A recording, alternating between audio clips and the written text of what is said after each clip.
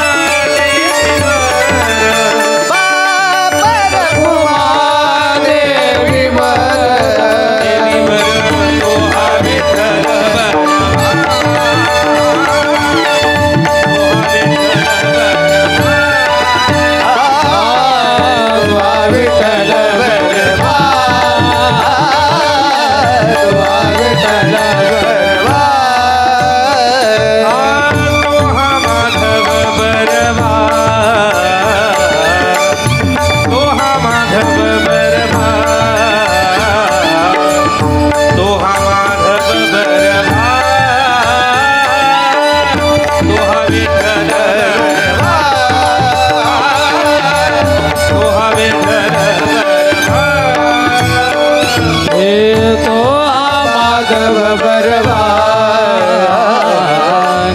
तो हा मागव बरवान तो हा मागव बरवान हे तो हा विठ्ठल बरवान तो हा विठ्ठल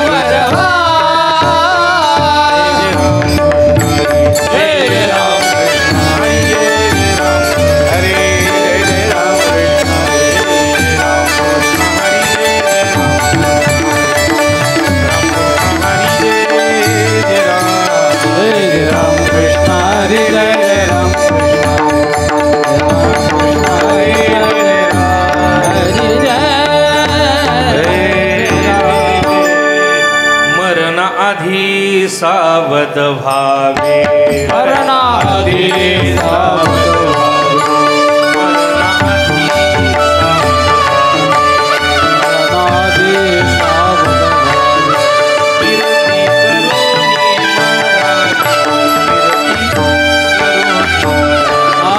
कीर्ति करो ने मरावे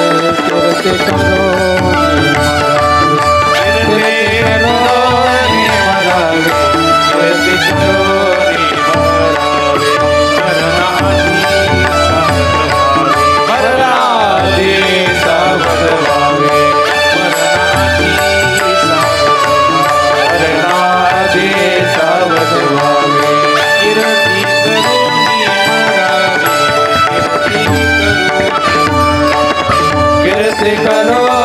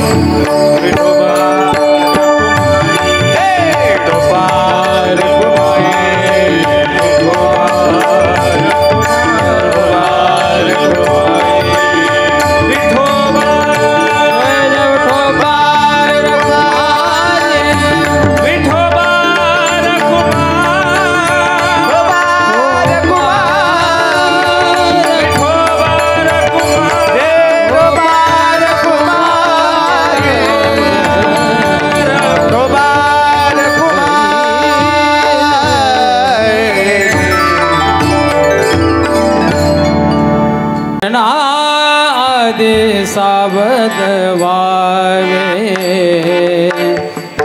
मरणादि सावध वावे मरणादि सावध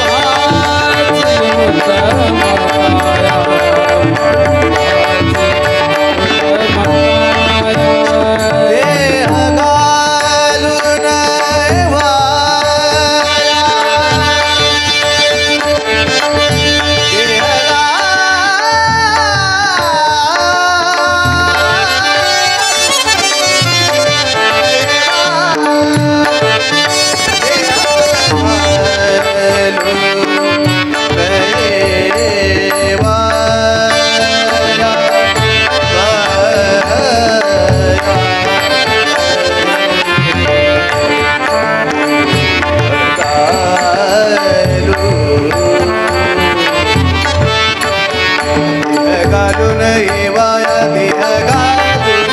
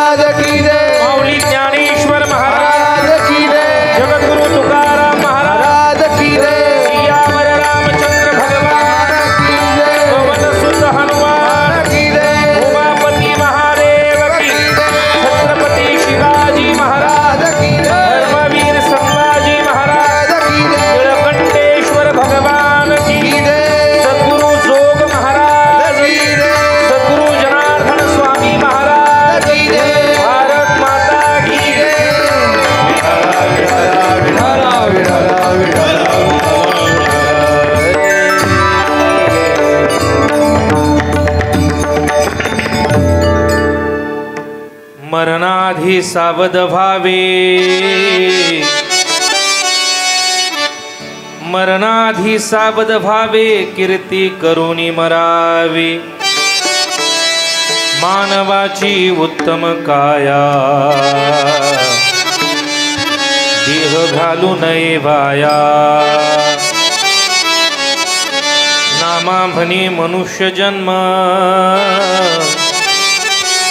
नामा म्हणे मनुष्य जन्म, सर्व देहाहुनी उत्तम, किंवा सर्व जन्माहुनी उत्तम, देह घालू नये वाया, मानवाची उत्तम काया. विठ्ठला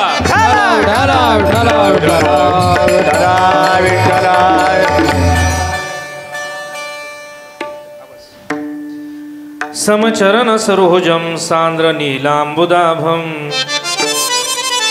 जगननिहित पाणी मंडनम मंडनानां, तरुण तुलसीमाला कंधरम कंजनेत्रम, सदय धवलहासं श्रीविठ्ठलं चिंतयामि.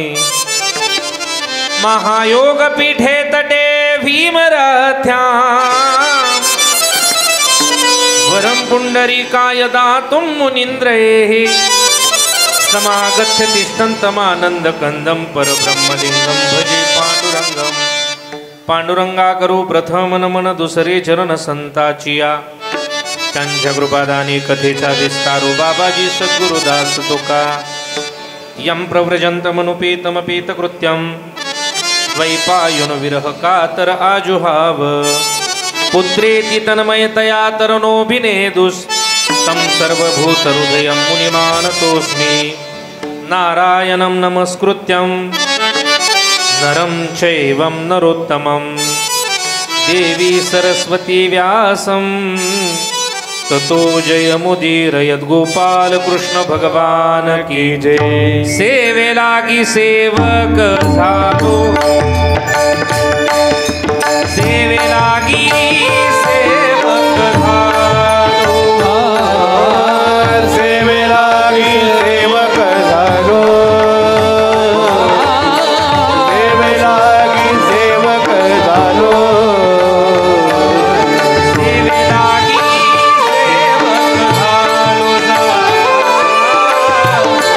सेवे लागी सेवक झालो, सेवे लागी सेवक झालो, सेवे लागी सेवक झालो, सेवे लागी सेवक झालो. चरणा लागलो निज चरणा. अहो स्वामी तुकाया देवा देवा, ओ स्वामी तुकया देवा. सेवे लागी सेवक झालो, तुमच्या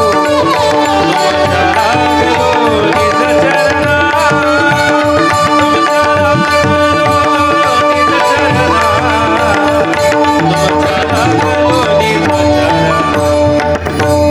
सेवे लागी सेवक झालो, तुमच्या लागलो निज चरणा.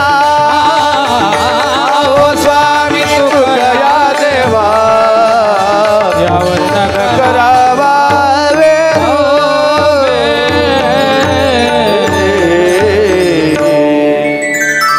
सेवे लागी सेवक झालो, तुमच्या लागलो निज चरणा. अहो स्वामी तुकया देवा, यावरी न करावा अभेरू. मरणाधी सावध व्हावे, मरणाधी सावध व्हावे, कीर्ती करुणी मरावे, मानवाची उत्तम काया, देह घालू नये वाया.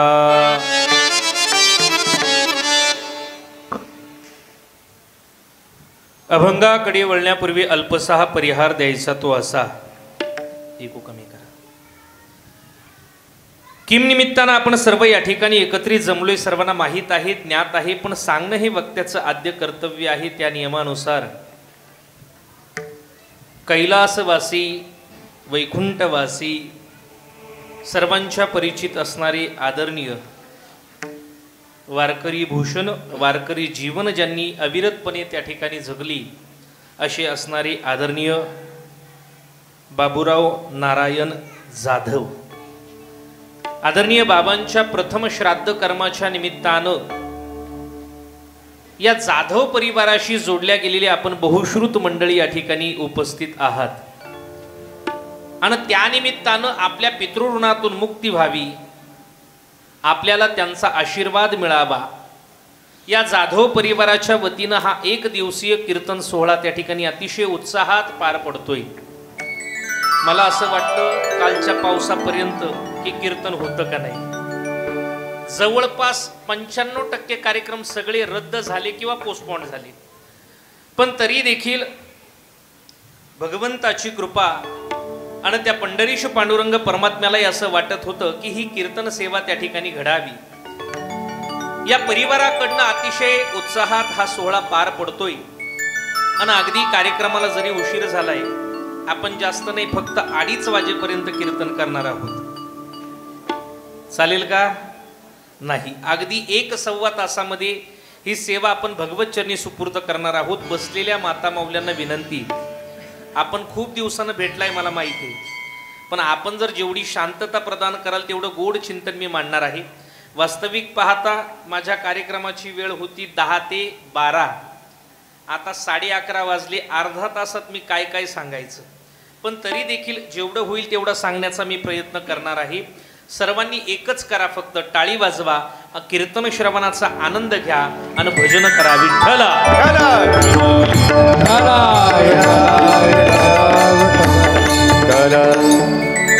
वारकरी संप्रदायाच्या दंडकाप्रमाणे अखिलकोट ब्रह्मांड नायक षडगुण ऐश्वर्य संपन्न भगवान पंढरीश पांडुरंग परमात्म्याच्या चरणारविंद सेवेमध्ये समर्पित करण्यासाठी निवडलेला अभंग, या वारकरी संप्रदायातील एक थोर संत रत्न संत श्रेष्ठ नामदेवराय यांचा 3 चरणाचा चिंतनीय असा अभंग कीर्तन रूपी सेवेकरता निवडलाय. विठ्ठल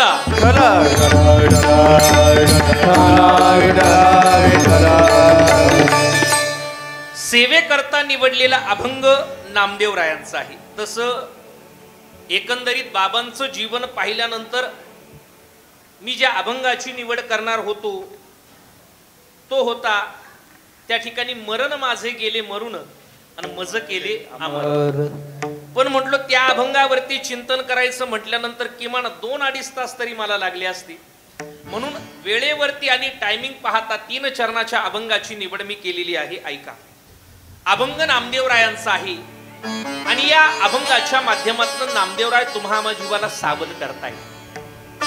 सावध करताय का बरं सावध करतात हाही प्रश्न आपल्या समोर उपस्थित होईल. बरं, नामदेवरायांना आपली काय एवढी काळजी की त्यांनी आपल्याला सावध करावं, असे अनेक प्रश्न त्या ठिकाणी आपल्या समोर उपस्थित होतील. पण ऐका, आपण एका श्राद्ध कर्माच्या निमित्तानं जमलोय त्याबद्दल थोडंसं सांगून जातो.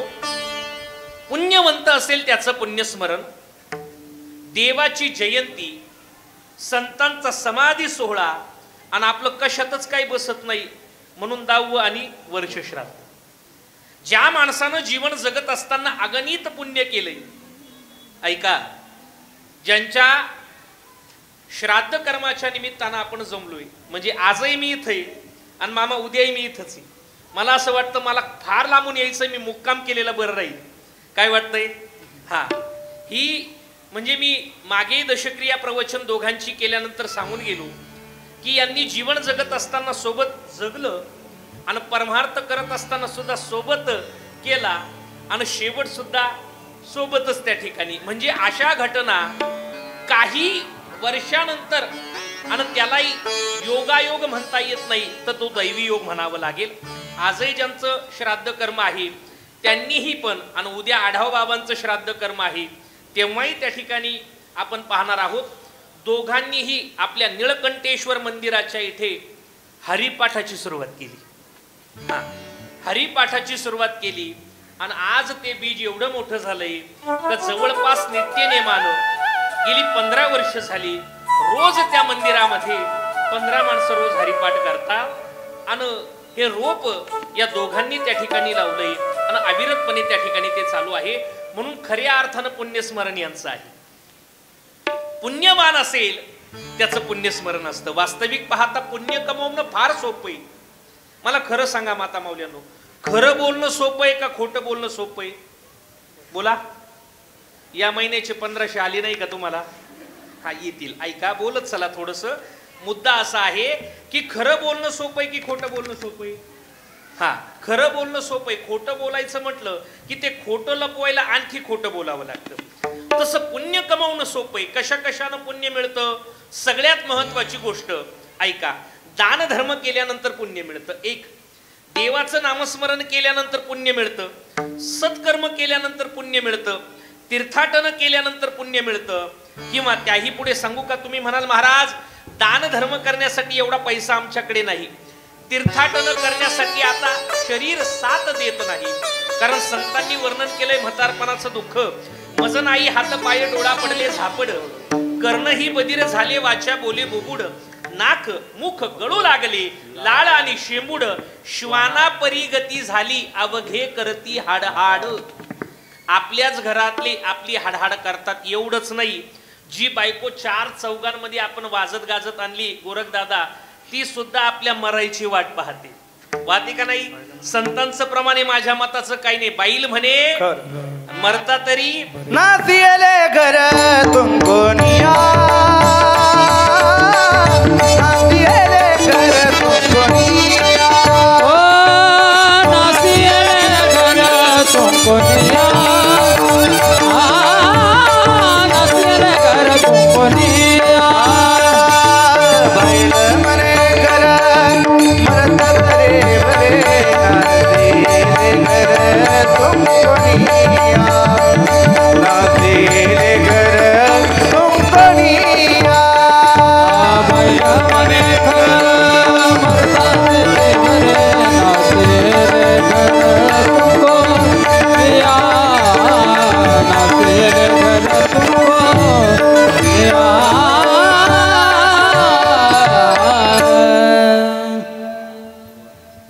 जी आपण वाजत गाजत आणली तीच आपल्या मरणाची वाट पाहते. शेवटच्या काळामध्ये आपल्या सोबत कोणी नसतं. आजच सकाळी मी एक लेख वाचला. आपल्याला नेमका अहंकार कशाचा आहे? आपण मृत्यू लोकामध्ये आल्यानंतर पहिली आंघोळही आपल्या हातानं केली नाही आणि शेवटची आपल्या हातानं केली नाही. बरोबर? येताना सोबत काही आणलं नाही, जाताना सोबत काही घेऊन जाणार नाही. मग आपण अहंकार कशाचा करतोय? कशासाठी एवढी मरमर करतोय? ऐका, पुण्य कसं कमवावं याचा विचार आपण करतोय. महाराज, जीवन जगत असताना पुण्य कमवण्याचा साधा सोपा उपाय जगद्गुरु तुकोबराय सांगतात. पुण्यवंत भावे घेता सज्जनांची. पुण्य कमवण्याचा अगदी सोपा, सज्जन माणसांची नावं घेतली की तुमच्या जीवनामध्ये पुण्य मिळतं. आता सज्जन कोणाला म्हणावं हा सुद्धा एक फार मोठा प्रश्न आहे. संतांचं नाव घेतल्यानंतर अनेक प्रकारचे लाभ होतात. एक, पुण्यवंत भावे घेता सज्जनांची नावे. 2, तुका म्हणे पापे जाती संताची या जपे. 3, ज्ञानदेव म्हणता माया गेली समूळ विलया. 4, ज्ञानदेव म्हणता म्हणता ज्ञानदेव देतो.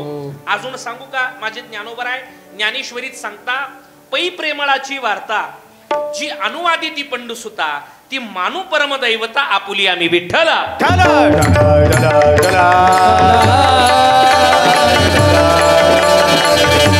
म्हणजे साधू माणसांची, सज्जन माणसांची नावं घेतल्यानंतर आपल्या जीवनात पुण्य मिळतं. आणि हे पुण्य जर आपल्या जीवनात असेल तर आपलं पुण्यस्मरण. पुण्यस्मरण असं कोणाच्याही वाट्याला येत नाही. आता उगच आपण लावतोय प्रथम पुण्यस्मरण, पण ज्यांनी खरंच पुण्य कमवलंय त्यांचंच त्या ठिकाणी पुण्यस्मरण. ऐका, जो पुण्यवान असेल त्याचं पुण्यस्मरण. देवाची जयंती, आपण देवाची जयंती साजरी करतो. काही दिवसांपूर्वी आपण हनुमंतरायांची जयंती साजरी केली, बरोबर आहे की नाही? हा, संतांचा समाधी सोहळा याचा विचार मी थोडा बारीक करणार आहे. माझी विनंती आहे, हे लेकरं थोडीशी शांत बसवा. विठ्ठला.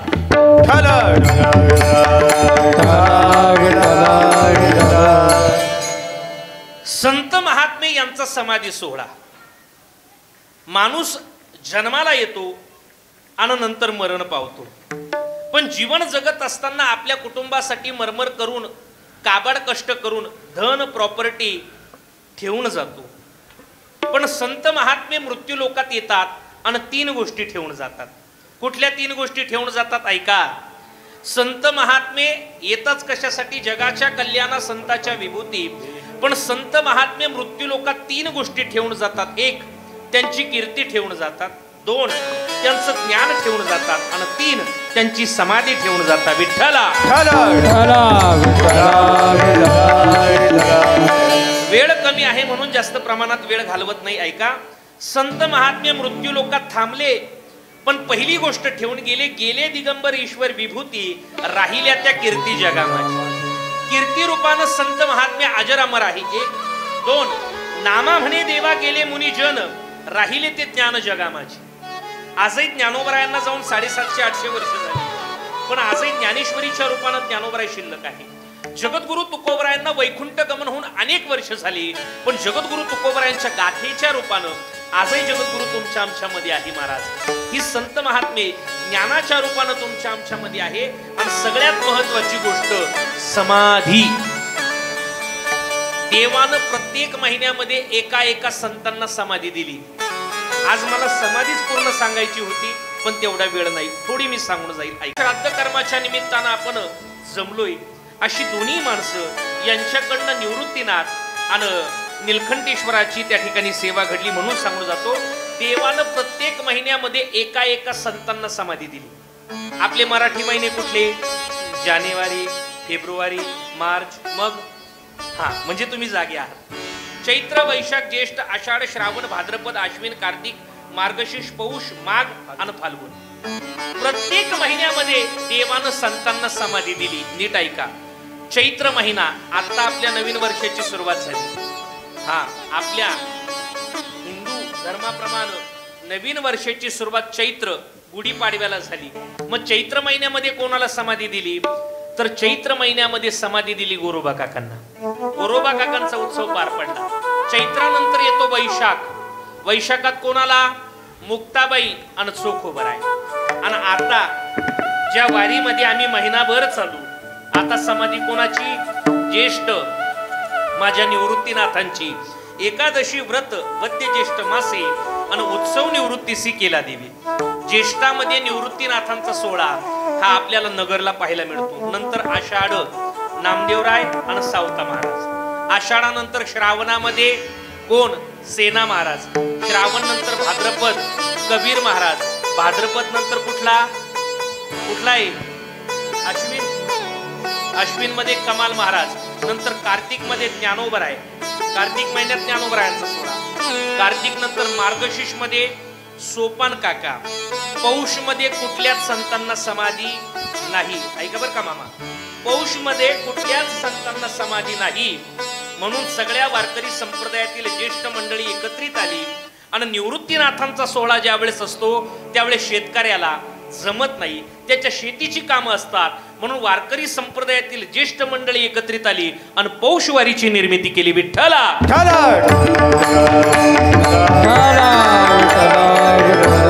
पौष नंतर माघ. माघ मध्ये माझे चांगदेव महाराज, फाल्गुन मध्ये जगद्गुरु तुकोबरायांचं वैकुंठ गमन आणि नाथ महाराजांची षष्ठी. मुद्दा असा आहे, संत महात्मे मृत्यू लोकात येतात, समाधी ठेवून जातात, ज्ञान ठेवून जातात. आता मुद्दा आपला पुण्यवंत त्याचं पुण्यस्मरण, देवाची जयंती, संतांचा समाधी सोहळा. आपलं कशातच काही बसत नाही म्हणून वर्ष श्राद्ध. बरं का करावं हे वर्ष श्राद्ध? हे केल्यानं फायदा काय, न केल्यानं तोटा काय? तर ऐका, आपल्या पूर्वजांच्या नावानं आपण पिंडदान करावं. जगद्गुरु तुकोबराय म्हणतात, पिंड पदावरे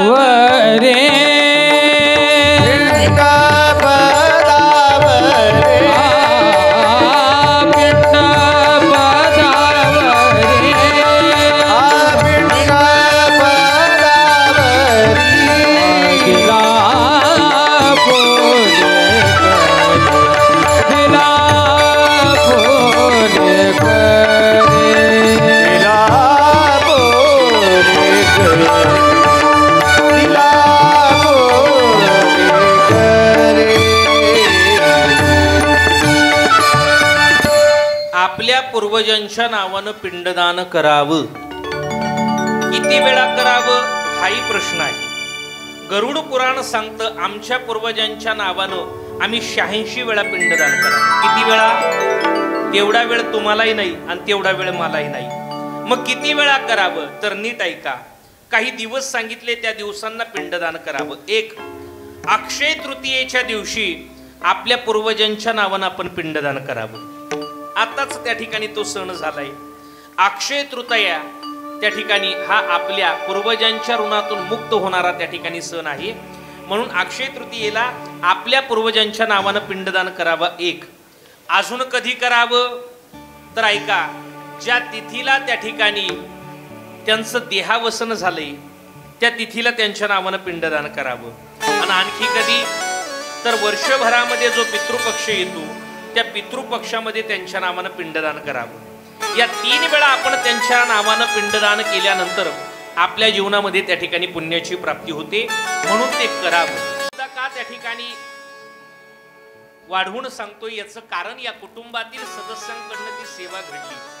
ज्यांच्या निमित्तानं आपण आलोय त्यांच्याकडनं ती सेवा घडली. म्हणून मला एवढा विस्तार करावा लागला की आपल्या पूर्वजांना जर वैकुंठात न्यायचं असेल, तुमच्याकडे हे कीर्तन करण्यासाठी, हा सोहळा करण्यासाठी पैसे जरी नसले, करू नका असं मी म्हणणार नाही.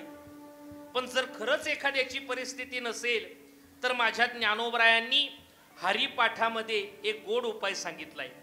ज्या व्यक्तीच्या नावानं त्या ठिकाणी तुम्हाला पिंडदान करायचंय त्या व्यक्तीचा फक्त फोटो समोर ठेवा आणि काय करा, फक्त हरिपाठ म्हणा.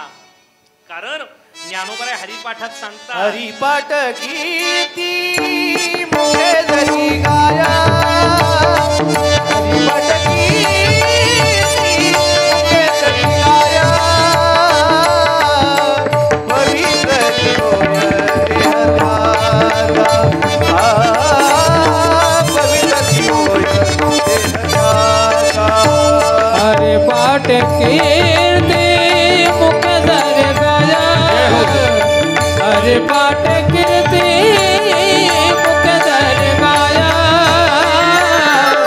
पवित्र होय देहदाता, पवित्र होय देहदाता. एक प्रमाण अगदी कामाचं आहे, पण मला अपेक्षित असणारं प्रमाण ऐका. हरिपाठ नित्य नियमानं केल्यानंतर पवित्रची होय देह त्याचा. पण ज्यांची परिस्थिती नाही, ज्ञानोबराय सांगतात, ज्ञानदेव सांग झाला हरिपाठ, पूर्वदा वैकुंठ मार्ग सोपा, पूर्वदा वैकुंठ मार्ग सोपा, ओ पूर्वजा वैकुंठ मार्ग सोपा, पूर्वजा वैकुंठ मार्ग सोपा.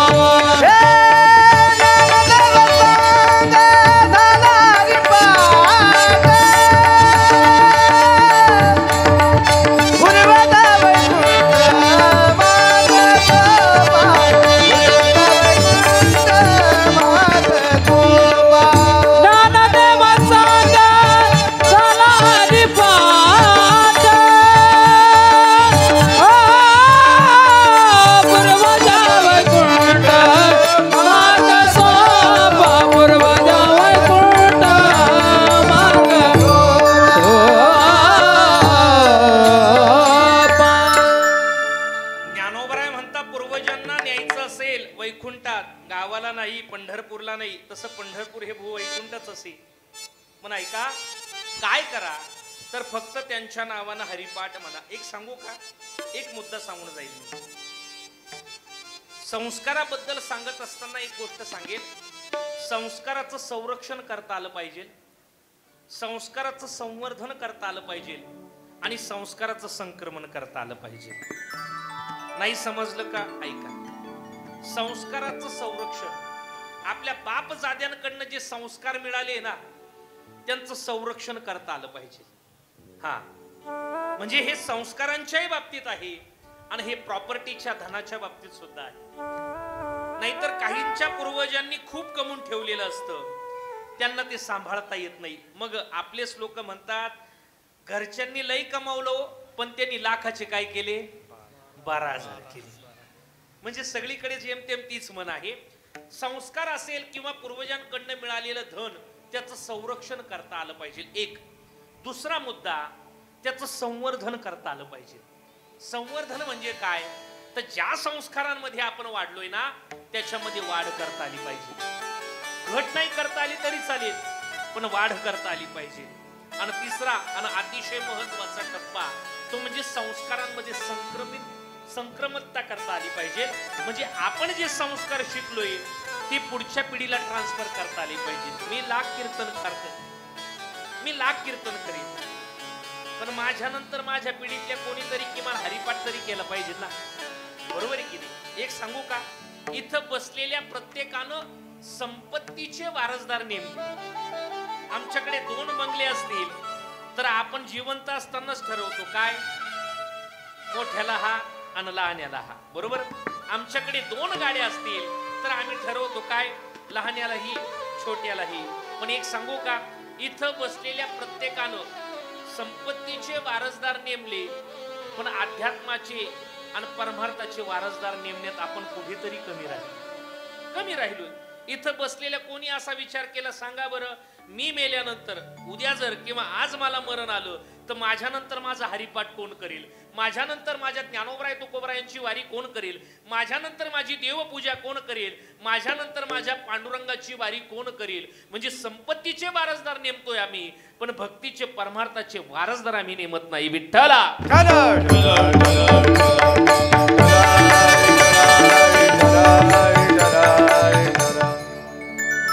आम्ही संपत्तीचे वारसदार नेमले नाही तरी ते आपण गेल्यानंतर त्यांची नावं लागणार की नाही, पण परमार्थाचे वारसदार आम्हाला नेमावा लागणार आहे. या कुटुंबातील त्या ठिकाणी असणारे 3 भाऊ, विनंती आहे अविरतपणे त्या ठिकाणी बाबांनी हरिपाठ केलाय.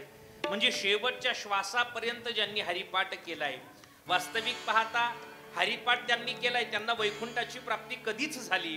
पण आता हे व्यवहारी जीवनातील सत्य आहे म्हणून आपण हे कर्म करतोय. आणि या निमित्तानं नामदेवरायांचा अभंग निवडलाय. आणि त्या निमित्तानं नामदेवराय म्हणतात मनुष्य जीवन आम्हाला मिळालं, पण हे मनुष्य जीवन जगत असताना आम्ही फक्त कुटुंबाचा विचार करतोय, आम्ही संसाराचा विचार करतोय, आम्ही फक्त आमची प्रगती कशी व्हावी याचा विचार करतोय.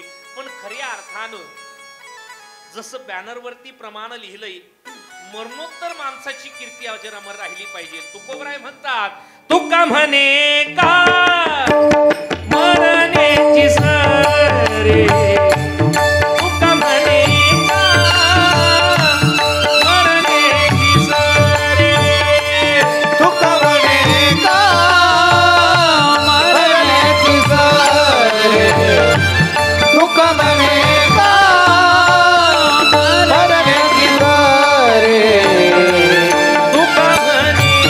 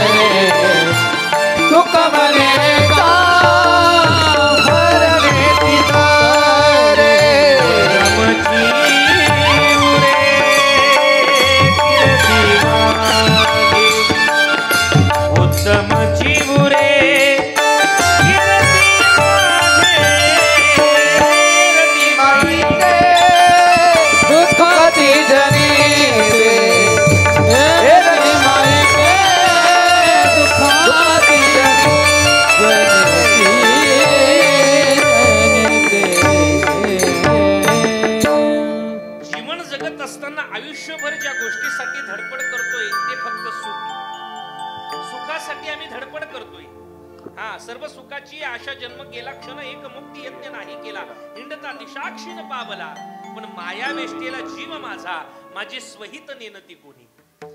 आपण जीवन जगत असताना फक्त सुखासाठी तडफडतोय. बरं जाऊ द्या, वास्तविक पाहता जन्माला आल्यापासून मरेपर्यंत तुमच्या आमच्या वाट्याला दुःख आहे.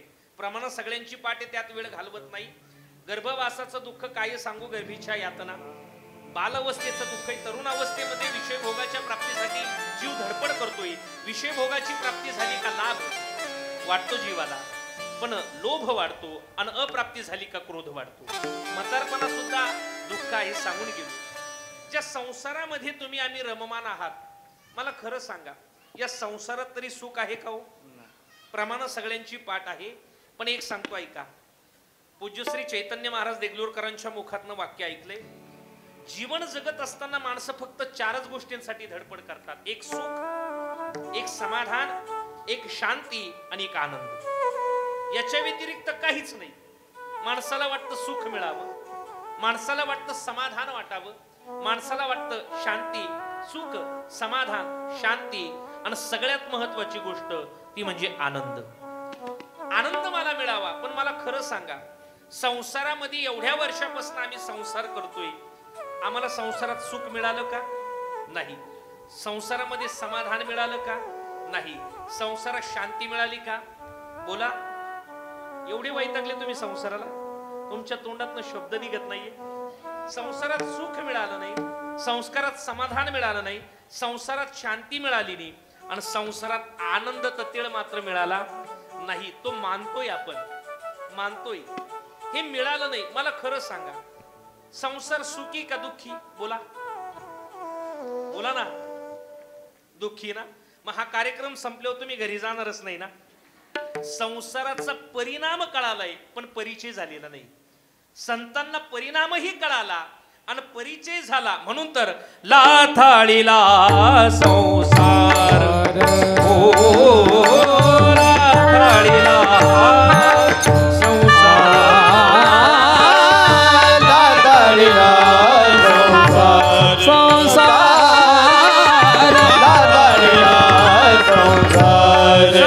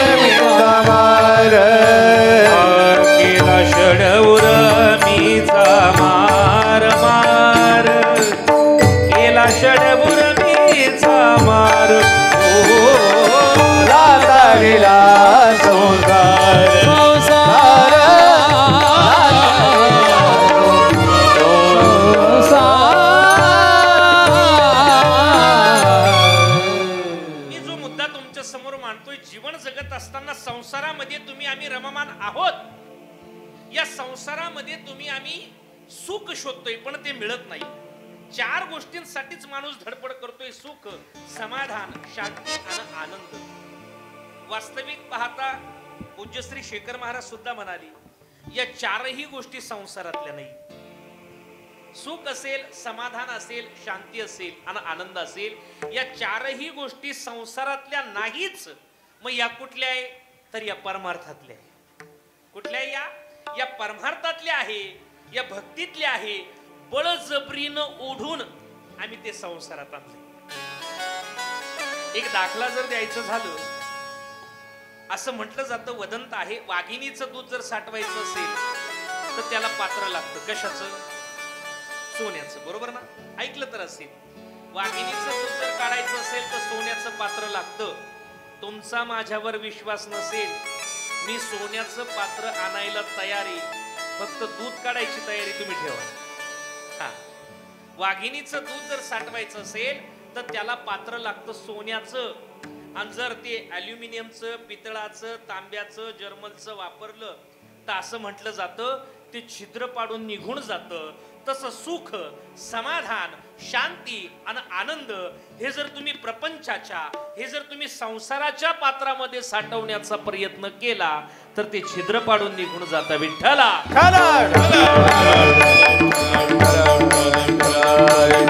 म्हणून एकंदरीत मानवी जीवन हे दुःखानं बरबटलेलं आहे. मानवी जीवन हे सुखामध्ये जर परिवर्तित करायचं असेल तर आम्ही परमार्थ त्या ठिकाणी केला पाहिजे, भक्ती केली पाहिजे. आजही त्या ठिकाणी प्रत्येक वारकऱ्याला वेध लागले. कुठले? पंढरपूरच्या वारीचे. पंढरपूरच्या वारीचे वेध लागले. ज्या लोकांना गोळ्या घेऊन झोप येत नाही त्यांनी फक्त महिनाभर आमच्या सोबत पायी यावं. जे म्हणतात ना आम्हाला भूक लागत नाही, 15-20 किलोमीटर चालल्यानंतर कधी ताट समोर येईल, आणि जे म्हणतात मला ही भाजी आवडत नाही, तिथं बसल्यानंतर हवं ते त्या ठिकाणी खाल्ल्यानंतर आनंद मिळतो. आणि प्रत्येक वारकऱ्याला विनंती आहे, माझ्या 10 तारखेला पंढरीश पांडुरंग परमात्म्याच्या भेटीसाठी सद्गुरु निवृत्तीनाथांचं प्रस्थान होणार आहे. प्रत्येकानं यावं आणि हा सोहळा त्या ठिकाणी अनुभवावा. कोणाला आमंत्रित केलं जात नाही, पण तरी देखील प्रत्येक वारकरी या वारीची वाट पाहतो. का तर वाट पाहे उभा भेटीची आवडी. तो परमात्मा त्या ठिकाणी वाट पाहतो. संपदा सोहळा नामणे मनाला. आम्हाला काहीच आवडत नाही ऐका. आणि ही भक्ती ही परंपरा करीत असताना संसाराची वाट आम्ही जर केली तर निश्चित आमचं जीवन सांसारिक सुद्धा सुखी होईल. आणि ऐका, मरणोत्तर त्या ठिकाणी होणाऱ्या यातना आमच्या जीवनामध्ये होणार नाही. म्हणून आपण सुद्धा मरणोत्तर सावध व्हावं आणि परमार्थाच्या त्या ठिकाणी वाटेनं चालावं असा उपदेश नामदेवराय सेवेकरता निवडलेल्या अभंगाच्या मरणाधी सावध व्हावे, मरणाधी सावध व्हावे.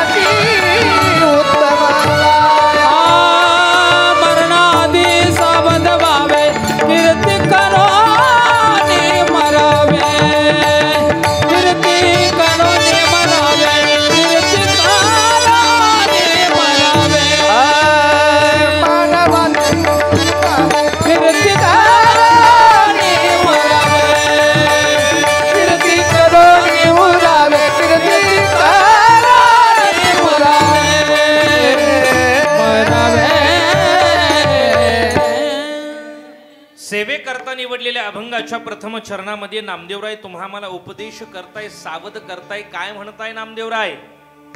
नामदेवराय म्हणता मरणाआधी सावध व्हावे. आम्हाला माहिती, इथं बसलेल्या प्रत्येकाला आपली जन्मतिथी माहिती, जन्म तारीख माहिती. ज्यांना नाही माहिती त्यांनी किमान मोरे काका 1 जून तरी लावली, बरोबर ना? जगातले सगळ्यात जास्त वाढदिवस येतील आता.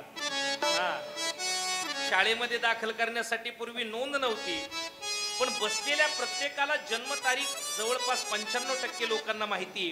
पण ज्यांना माहित नाही त्यांनी 1 जून लावली. पण इथं बसलेल्यापैकी कोणालाही आपला मरण दिवस माहित नाही. पण मला खरं सांगा, आपल्याला मरण येणार नाही का हो? मृत्यू लोकाचा नियम आहे. इथं आये सो जाएगा राजा रंक. इथे उरो नाही आले, इथं कोणीच उरलेलं नाही बाबा. इथं प्रत्येकाला जायचंय. राम गेली, कृष्ण गेली, आपल्याला सुद्धा जायचंय. ऐका, म्हणून जायचंय ना, मग जाण्या अगोदर काय व्हावं, तर मरण्या अगोदर काय व्हावं, तर सावध व्हावं.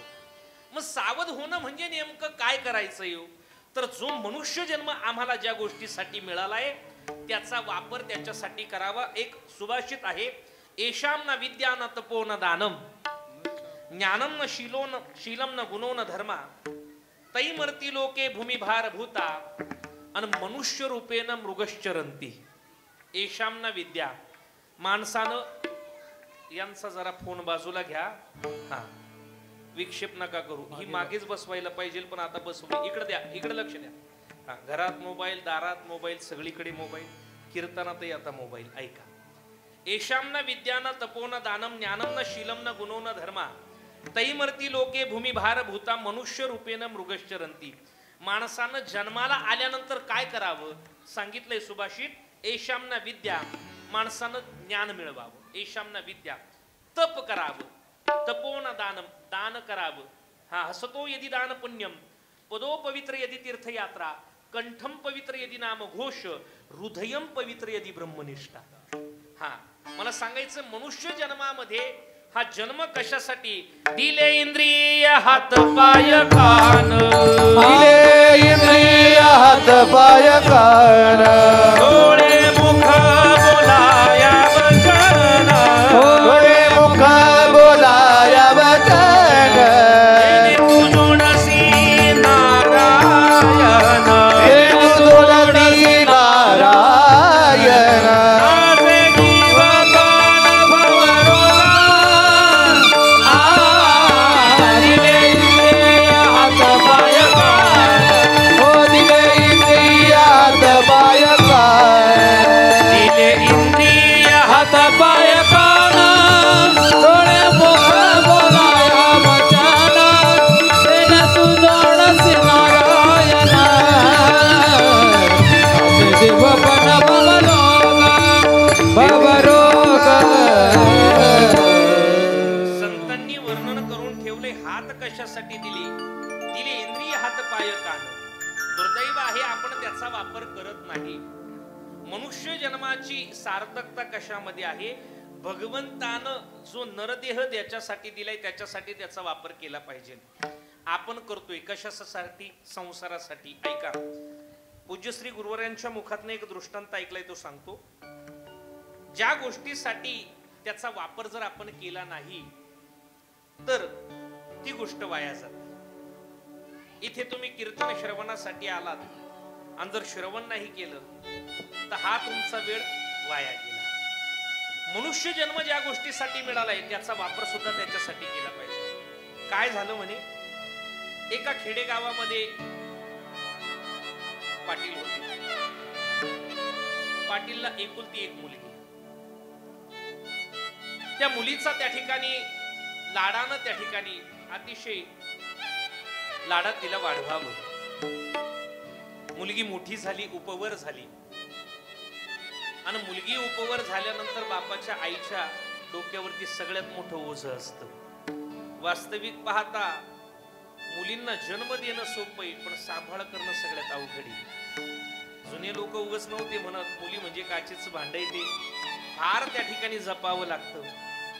पाटलानं त्या ठिकाणी मुलीचं शिक्षण चांगलं करावं आणि पाटलाला असं वाटलं चांगल्या कुळामध्ये मुलीला द्यावं म्हणून अमेरिकेचा जावई त्या ठिकाणी पाटलानं करून घेतला. आपल्याच इथले पण अमेरिकेमध्ये कामासाठी गेलेल्या एका मुलासोबत जो संस्कारी होता त्याच्यासोबत लग्न करून दिलं. पाटलाला असं वाटलं जवळच्या जवळ सोयरिका असली का, आपणच म्हणतो ना लांबचं असलं का 2-4 दिवस माणूस मुक्कामी जातो, बरोबर की नाही. आणि मग अमेरिकेला तेवढं आपलं फिरणं होईल आणि संस्कारित कुटुंब आहे. लग्न झालं, पाटणीलीनं आनंद झाला, मुलगी मोठ्या घरात दिली, संसार त्या ठिकाणी सुखानं चालू आहे. पण जवळपास 10 वर्ष झाली मुलगी काही भेटायला आली नाही. आता पाटलीनीच्या मैत्रिणी विचारायच्या, का ग बाई तुझ्या मुलीचं लग्न करून दिलं, परत मुळही झालं नाही, मांडव परतनी झाली नाही आणि कधी तुझे जावई आले नाही. बरं नुसते आले नाही ते जाऊ द्या, पण तिकडं 2 नातू सुद्धा झाले तरी देखील मुलगी आली नाही, त्याची खंत या पाटलिनीच्या मनात। एक दिवस मुलीचा फोन आला आणि या पाटलिनीनं म्हणावं, आम्ही तुझ्यासाठी मेलो, परत तोंड सुद्धा दाखवू नको, फोन सुद्धा करू नको। मुलीला वाईट वाटलं, आई असं का म्हणते? सांगितलं, अगं 10 वर्ष झाले तुला जाऊन, फक्त व्हिडिओ कॉल करते, फोनवरती बोलते, मग तुझा फोन तरी आम्ही का स्वीकारायचा? आम्हालाही वाटतं आमच्या नातवांसोबत बोलावं, त्यांच्या सोबत खेळावं, पण एक दिवस सुद्धा तू आमच्यासाठी काढू शकत नाही, मग आमचा काय उपयोग आहे? मला बाकीचं माहित नाही, यावेळेस माझी जावई आली पाहिजे, तू नाही आली तरी चालेल, पण आमचे जावई पाठवून दे। ती म्हणाली, चालेल, मी जावयांना त्या ठिकाणी वेळ नाही पण पाठवून देते। सांगितलं, ते बाकीचं काहीच सांगू नको। सासूनं जावया सोबत बोलावं, जावई बुवा एक दिवस तरी या। सांगितलं, मामी येतो। 12 वाजेला मी एअरपोर्ट वरती येईल, 2 वाजेला तुमच्या घरात जवळ येईल, 2 ते 5 वाजेपर्यंत थांबेल, 6 वाजता पुन्हा माझी फ्लाईट आहे, मी पुन्हा अमेरिकेला निघून येईल। सांगितलं, 2 तासापुरते का होईना तुम्ही या। आणि लाडका जावई येणार, अमेरिकेवरनं येणार म्हणून पंचपक्वानाचा बेत केलाय। सोलापूरवरनं लुसलुशीत केळीचे पानं बोलवली, चांगला उत्तम आचारी बोलवला आणि अख्ख्या पंचक्रोशीला जेवण त्या ठिकाणी दिलं।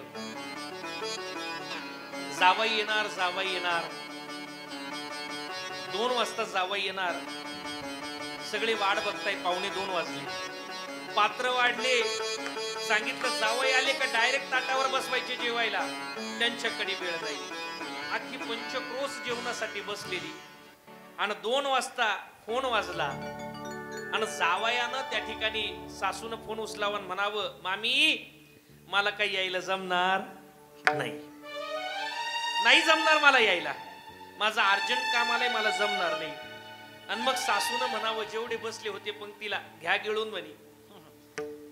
सगळ्यांनी उत्तम जेवण केलं, भाताचं एक शीत सुद्धा त्यांनी शिल्लक ठेवलं नाही, पण सासू म्हणाली, काय स्वयंपाक वाया गेला? मला खरं सांगा, वाया गेला का? सगळ्यांनी खाल्ला ना, पण ऐका ना, ज्याच्यासाठी तो केला होता तो जेवला नाही, तो आला नाही। तसा मनुष्य जन्म तुम्हाला भक्ती करण्यासाठी मिळालाय, परमार्थ करण्यासाठी मिळालाय, आणि हे सोडून जर संसारामध्ये तुम्ही रममाण झाले तर मग तुकोबराय म्हणतात, नाही तरी गेला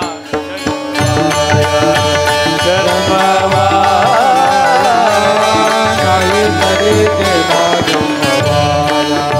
जन्मवाया, नाही तरी गेला जन्मवाया, नाही तरी गेला जन्मवाया। सांगतो तुम्हासे भजरे विठ्ठला, नाही तरी गेला जन्मवाया, नाही तरी गेला जन्मवाया। सांगतो तुम्हासी भजरे विठ्ठला, नाही तरी गेला जन्मवाया, नाही तरी गेला जन्मवाया।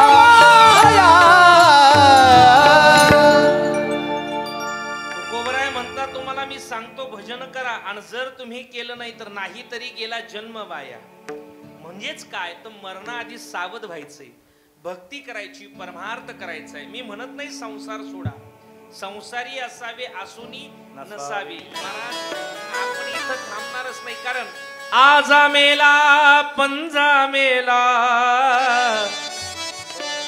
बाप म्हसना गेला, देखत देखत नातू पंतू तोही तैसा झाला, देखत देखत नातू पंतू तोही तैसा झाला।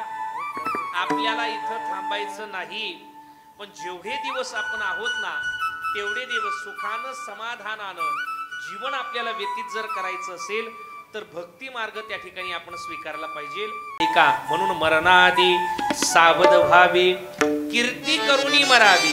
माणसानं कीर्ती करून मेलं पाहिजे, एक सांगू का, ऐका. जगद्गुरु तुकोबराय असतील, ज्ञानोबराय असतील, छत्रपती शिवाजी महाराज असतील, यांना या जगाचा निरोप घेऊन अनेक वर्ष झाली, बरोबर ना. तरी देखील त्यांचं नामस्मरण करतोय, भजन करतोय, त्यांच्या नावानं दिंड्या काढतोय. कशाला लांब जाता. आपल्या गावामध्ये दरवर्षी राष्ट्रसंत सद्गुरू जनार्दन स्वामी महाराजांचा कार्यक्रम होतो ना. बाबांना या इहलोकाची यात्रा संपून अनेक दिवस झाली, अनेक वर्ष झाली, पण तरी देखील आपण त्यांचा सोहळा एवढ्या थाटामाटामध्ये साजरा का करतो? काय कारण आहे? गरज काय?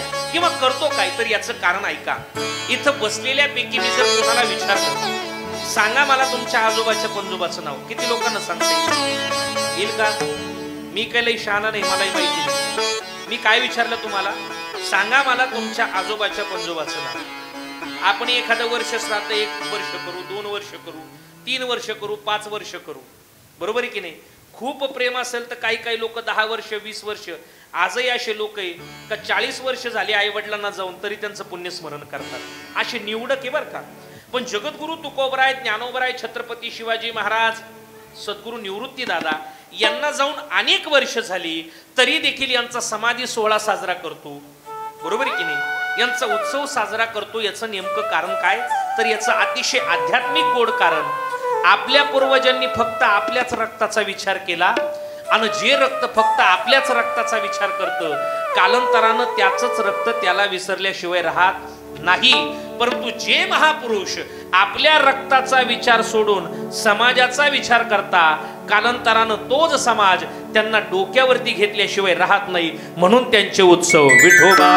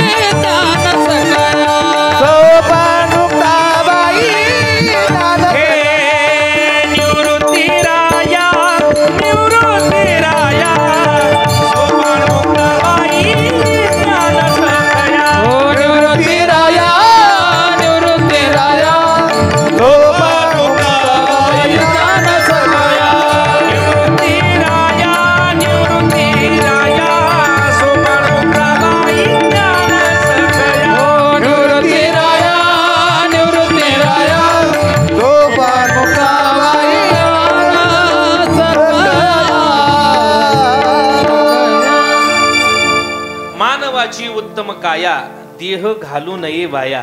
माणसानं हा देह त्या ठिकाणी वाया घालू नाही. आणि शेवटच्या चरणात म्हणतात नामा म्हणे मनुष्य जन्म आणि सर्व देहाहुनी उत्तम. हा मनुष्य जन्म जो आहे सगळ्या देहावरनं उत्तम आहे. दुसरा देह नाही. पशु काय पाप पुण्य जाणती उत्तम मध्यम भोग भोगती. पशु पक्ष्यांना त्या ठिकाणी परमार्थ करण्याचं ज्ञान नाही. आणि या मनुष्य जन्मामध्ये जे ज्ञान आहे या मनुष्य जन्मानं ठरवलं तर पाहिजे ते होता येतं. देवपदाला सुद्धा प्राप्त होता येतं. ऐका, असा हा मनुष्य जन्म आहे. आणि या मनुष्य जन्माची सार्थकता आहे प्रेम करणं. कारण प्रेम सुख देई, प्रेम सुख देई, प्रेम सुख देई. जीवन जगत असताना किती पवित्र जीवन जगावं तर कोण्याही जीवाचा न घडू मत्सर. आणि ही आदरणीय ज्यांच्या निमित्तानं आपण जमलो अतिशय प्रेमळ स्वभाव. अगदी 5 मिनिटामध्ये मी समारोप करणार आहे. कारण किती जरी उशीर झाला तरी एक विशिष्ट काळाला माणसाचं पोट त्याला सिग्नल देत असतं की आता थांबा. ऐका, ज्यांच्या जाण्यानं या कुटुंबामध्ये एक पोकळी निर्माण झाली असे असणारे आदरणीय बाबा, या कुटुंबातील एक बाप निघून गेलाय. अनेक कीर्तनात अनेक प्रवचनामध्ये त्या ठिकाणी मी सांगून गेलोय. पण आदरणीय विनोद भाऊ असेल त्यांचा त्या ठिकाणी हट्ट आणि विनंती म्हणून त्या ठिकाणी सांगून जातो, या परिवारातला बाप निघून गेलाय. वास्तविक परमार्थ करणारा बाप मिळणं, भक्ती करणारा बाप मिळणं हे अनेक जन्माची पुण्य आहे. आणि या कुटुंबाला त्या ठिकाणी ती पुण्याई आज काम येते. जीवनाचा गाडा त्या ठिकाणी अतिशय सुंदर हाकून भक्तीमध्ये शेवट ज्यानं केला अशी फार कमी माणसं आहेत. आणि या परमार्थिक अलौकिकता मानवी जीवनाचा उत्कर्ष त्या ठिकाणी करत असते. बाप निघून गेला या कुटुंबातला. अनेक माता माऊल्या अशा असतील की त्यांचा बाप या जगातून निघून गेला असेल. गेलेल्या बापाचा चेहरा कधीतरी डोळ्यासमोर आला. खऱ्या अर्थानं जी जुनी माणसं आहे ना त्यांच्या चेहऱ्यावरती एक वेगळ्या प्रकारचं तेज असतं बघा. आपण किती फॅरन लवली लावली, किती पॉन्ड्स लावली तरी आपल्या चेहऱ्यावरती ते येत नाही. पण त्या कष्टाचं, त्या स्वाभिमानाचं, त्या प्रामाणिकपणाचं तेज आजही बाबांच्या फोटोंकडे पाहिल्यानंतर चेहऱ्यावरती असणारं तेज आपल्याला पाहायला मिळतं. बाप निघून गेलाय. गेलेल्या बापाचा चेहरा कधीतरी त्या ठिकाणी डोळ्यासमोर आणा, तुम्ही रडाल. ज्या बापानं तुटलेली चप्पल सुतळीच्या गाठी मारून वापरली, ज्या बापानं फाटलेलं धोतर गुडघ्यापर्यंत खोचून वापरलं, ज्या बापानं बनियलची चाळणी झाली पण नवं बनियल घेतलं नाही, तो बाप त्या ठिकाणी निघून गेलाय. हा सूर्य मावळला तो पुन्हा उगवेल. पण घरातला बाप नावाचा सूर्य जर एकदा मावळला तर हजारो वॅटचे मर्क्युरी जरी लावले तरी बाप नावाचा सूर्य जो प्रकाश देतो तो दुसरा कोणी देऊ शकत नाही. हजारो संकट आले तरी तो बाप कधी रडत नाही बाबा. माता माऊल्यांनो, या जगातलं सगळ्यात पवित्र प्रेम जर कुठलं असेल तर ते एका मुलीचं आपल्या बापावरती आणि बापाचं आपल्या मुलीवरती. मला हे दोनच मुली, पण त्या मुलीचं आपल्या बापावरती असणारं प्रेम हे इतकं वेगळं प्रेम असतं का त्या प्रेमाची गणना, मूल्यमापन आपण त्या ठिकाणी करू शकत नाही. हजारो संकट आले तरी तो बाप कधीच रडत नाही. त्याच्या डोळ्यात कधी पाणी येत नाही. मग तो बाप रडतो कधी? माता माऊल्यांनो, त्या बापाच्या एकुलत्या एका मुलीचं लग्न ठरावं. त्या मुलीनं लग्न मंडपामध्ये नवा शृंगार करून मिरवावं. त्या बापानं सजलेल्या आपल्या मुलीकडे पाहावं, तळहाताच्या फोडाकडे पाहावं, म्हणावं केवढी होती माझी छकुली, जिला तळहाताच्या फोडाप्रमाणे जपलं पण ती आज मला परकी होणार. कोण माझी काळजी घेणार? कोण मला विचारणार दादा तुम्ही जेवलात का? दादा तुम्ही गोळ्या घेतल्यात का? कोण मला विचारणार बाबा?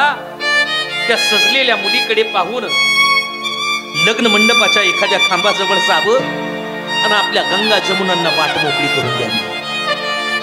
हजारो संकट आले तरी तो रडत नाही, पण आपली एकुलती एक मुलगी जात असताना त्याला अनावर होऊन तो रडतो. त्या मुलीनं प्रत्येकाच्या हातामध्ये साखर देत देत आपल्या बापाजवळ यावं, आपल्या बापाला घट्ट मिठी मारावी आणि जायकवाडी धरणाचे जसे दरवाजे उघडावे त्या बापानं रडावं. कर्तृत्ववान बाप ज्यावेळेस आपल्या नशिबात नसतो ना त्यावेळेस आपण रडतो. आणि हयात असेपर्यंतच त्यांची काळजी घ्या. घरातला बाप तडाडोपाशी मारायचा आणि पंढरपूरच्या वारीला जायचं, तो पांडुरंग कधीच सुख देणार नाही. घरातली आई तडाडोपाशी मारायची, 9 दिवस नवरात्रामध्ये त्या जगदंबेच्या नावानं बिगर चपलाच्या बोमट्या मारीत हिंडायचं, ती कधीच तुम्हाला प्रसन्न होणार नाही. घरातली आई बाप सुखी समाधानी ठेवा, ती जगदंबा तो पंढरीश पांडुरंग परमात्मा तुमच्या घरात आल्याशिवाय राहणार नाही, एवढी त्या ठिकाणी साक्ष देतो महाराज. त्यांचं कर्तृत्व तेवढं मोठं आहे. सकळ तीर्थाचे धुरे जे का माता पितरे तया सेवेसे किर शरीरे लोन कीजे माय बाप केवळ काशिंतेने न जावे तीर्थासी. सगळ्या संतांनी ग्रंथांनी त्यांना त्या ठिकाणी प्रथम स्थान दिले आणि आपणही त्या ठिकाणी त्यांचं कौतुक आपल्या जीवनामध्ये करावं, त्यांची सेवा आपल्या जीवनामध्ये करावी. कारण तुकोबराय म्हणतात, तुका म्हणे पितृ आशीर्वाद देती आणि कल्याण इच्छिती त्यांचे सदा. घरामध्ये दुःख येण्याची 2 कारणं, 1 घराला लागलेला पितृदोष आणि 2 घरामध्ये झालेला कुलदैवताचा लोप. या 2 कारणांव्यतिरिक्त तिसरं कुठलंच कारण नाही. आणि आपल्याला जर वाटत असेल आपल्या जीवनाचा उत्कर्ष व्हावा तर आपल्या आई वडिलांची सेवा करा आणि आपलं जीवन पावन करून घ्या. ज्ञानेश्वर माऊली ज्ञानराज माऊली ज्ञानेश्वर माऊली ज्ञानेश्वर ज्ञानेश्वर ज्ञानेश्वर माऊली ज्ञानराज माऊली ज्ञानेश्वर माऊली.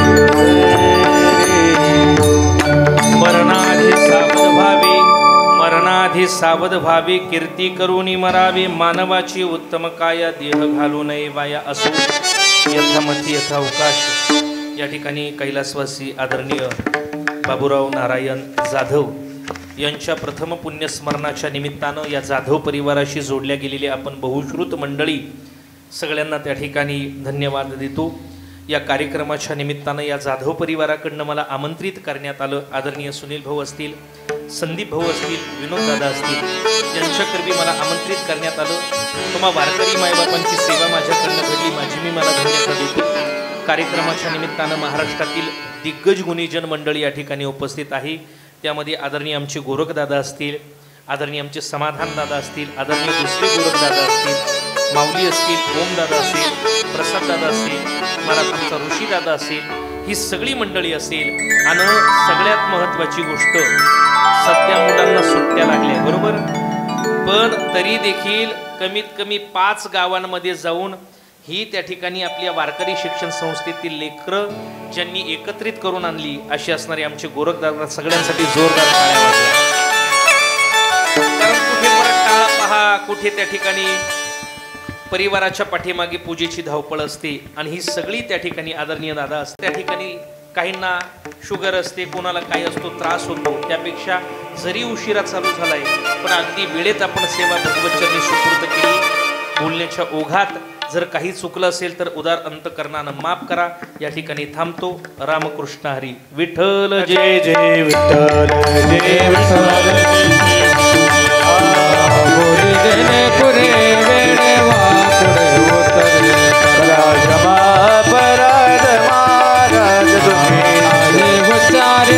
अधिकार